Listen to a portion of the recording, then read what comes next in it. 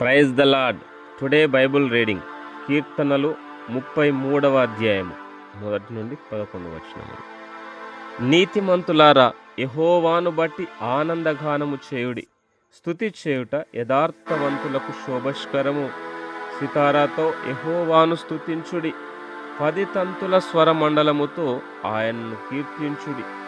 ఆయనను గూర్చి నూతన కీర్తన పాడుడి.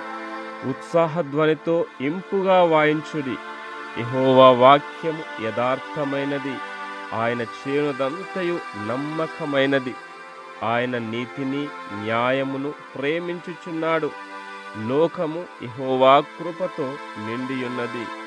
యెహోవా వాక్కు చేత ఆకాశములు కలిగెను. ఆయన నోటి ఊపిరి చేత వాటి సర్వ సమూహము కలిగెను. సముద్ర జలములను రాశిగా కూర్చువాడు ఆయనే.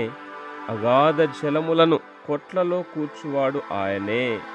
లోకులందరూ యెహోవాయందు భయభక్తులు నిలుపవలెను.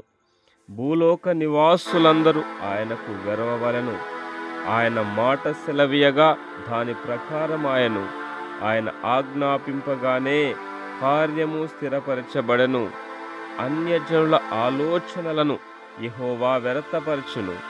జనముల యోచనలను ఆయన నిష్ఫలముగా చేయును. యెహోవా ఆలోచన సదాకాలము నిలుచును. ఆయన సంకల్పములు తరతరములకు ఉండును. ఆమేన్. God bless you.